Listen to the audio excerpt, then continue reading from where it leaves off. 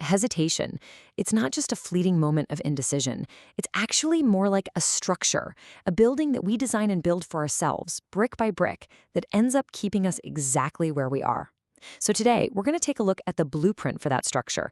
We're calling it the architecture of hesitation. Seriously, have you ever felt that? It's like you've got one foot on the gas pedal and the other slammed on the brake. You want to go, you have all these plans to move forward, but there's just something invisible holding you back. You're just spinning your wheels. Well, that feeling of being stuck, it's not an accident. It's by design. See, hesitation isn't a single choice. It's not just saying no to one thing.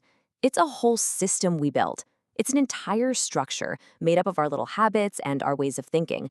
And that word construct is so important here. Because if we're the ones who construct it, well, that also means we have the power to tear it down or, do a little renovation. Okay, so how do we even begin to build this thing?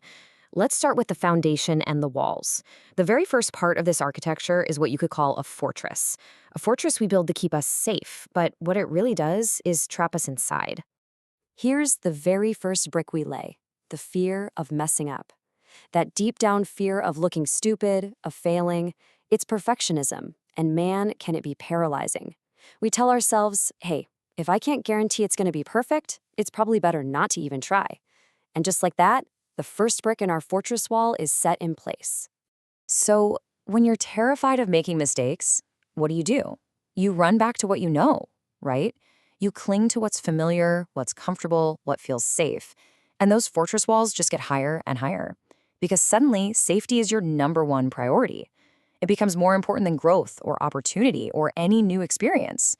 With those walls built up so high, what happens next is pretty predictable. The doors get locked, the windows get boarded up. Every new opportunity, every interesting new person, every cool new idea, it all starts to look like a potential risk, another chance to make a mistake. So to keep that cozy feeling of safety, we just start saying no to pretty much everything that comes knocking. And you can see where this is going, can't you? Living inside this fortress of fear makes your entire world shrink. Your ambitions get smaller. You stop dreaming about building castles because you're too busy worrying about reinforcing the walls you already have. The only moves you feel comfortable making are the tiny, super predictable ones, all within the little courtyard you've trapped yourself in. All right, so once you're inside this fortress, you've got to do something to keep busy, right? That's when we build the second part of our structure, a totally complicated, confusing maze of overthinking. It really feels like you're doing a lot, but it's just a ton of motion with zero actual progress. They call this analysis paralysis. And it's exactly what it sounds like. You're mapping out every single possible path in this mental maze, every potential dead end, every what-if scenario you can dream up. You spend so much time and energy thinking and planning that you have none left to actually, take a step. You just get lost in the map of your own mind. And what's the most obvious result of all that overthinking? Delay. Good old procrastination. You tell yourself you're just being careful, you're being thorough, but really you're just walking in circles inside that maze. That decision you need to make gets pushed to tomorrow, then next week, and pretty soon it's never. Oh, and here's one of the most brilliant and sneaky traps in the whole maze. The idea that there is a perfect moment to start. We tell ourselves things like, I'll do it when I'm ready, or I just need a little more information first. But ready is a total illusion. It's a finish line that just keeps moving further away every time you get close to it. It is the perfect excuse to stay lost in the maze forever.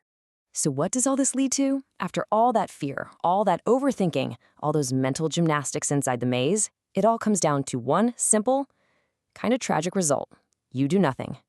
You burn through all your energy getting ready for the race, and you end up stopping before the starting gun even fires. So we've got our fortress of fear and our maze of overthinking, but what are they built on? What's the ground underneath it all? Well, it's a really shaky, unstable foundation, a foundation made of doubt. It's those little echoes in your head that are always whispering, you can't do it. It all starts right here, with just a fundamental lack of faith in your own ideas, your own creativity.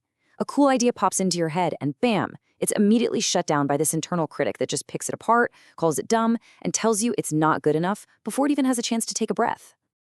And how do we keep that doubt alive and well? We look at other people. We scroll through social media, we look at our coworkers, our friends, and all we see are their successes. We end up comparing their highlight reel to our messy behind-the-scenes footage. And that comparison, it's like poison for our confidence. It just makes our own foundation even shakier. Okay, so we've got the fortress, the maze, the shaky foundation. It all sounds a little bleak, I know, but here's the twist. Here's where it all changes. We have to realize something absolutely crucial.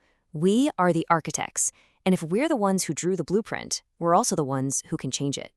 So here it is. This is the blueprint for inaction, all laid out. It starts with that foundation of doubt, that feeling that you just don't trust yourself. On top of that, you build the walls of fear to protect yourself from making mistakes. Inside those walls, you build the maze of overthinking to keep your mind busy. And what's the final step? You lock the door. You stop. And you've convinced yourself you're safe, when really, you're just stuck.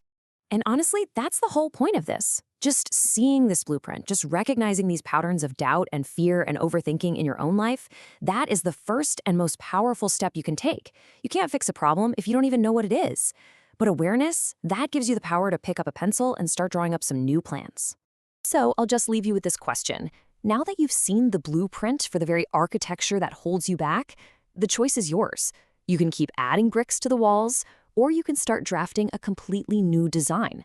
A design for action, for growth, for a little bit of courage. So, what are you going to build instead?